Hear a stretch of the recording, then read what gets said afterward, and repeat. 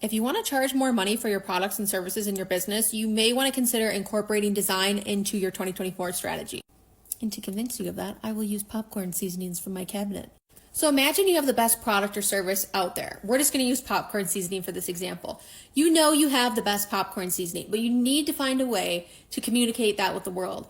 With how much competition there is, it is not going to be enough to say world's best popcorn seasoning. That's just not how things work. So in comparing these two brands, we can argue that maybe one appears slightly higher end than the other and might allow this brand to notch themselves up and get a higher price for their product, even though they may be similar quality down to the difference of a couple ingredients. So I want to single out this Watkins packaging here because to me, it is coming across as a lot more luxurious just based on some of the design principles that are being used. That's not to say that this product is a bad option or isn't successful. It just comes across to maybe a different target audience. To me, this is more of something that would appeal to a child who is, sitting in their mom's shopping cart on the shelf with the cheerful face. Even the packaging shape is kind of that rounded, friendly vibe. And there's nothing wrong with that. That could very well be their brand values. But I want to talk about what is helping elevate this Watkins packaging.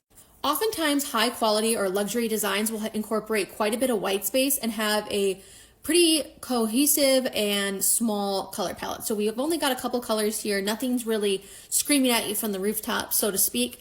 And then even going from top to bottom, we have the branding, which has this kind of old-fashioned serif look that lends a higher elevated feel, kind of like a Williams-Sonoma.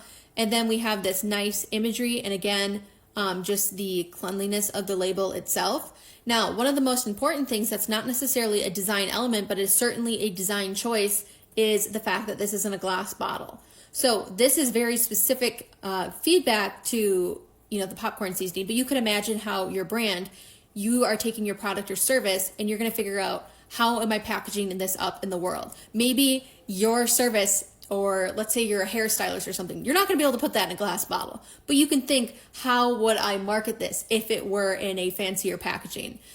So basically, remember that if you want to ratchet up how your product is perceived and maybe get a higher price for what it is that you're selling, you can keep some of these things in mind, and you can also use it to figure out, where does my product fit in, who am I trying to target, and what design elements can I use to get it there.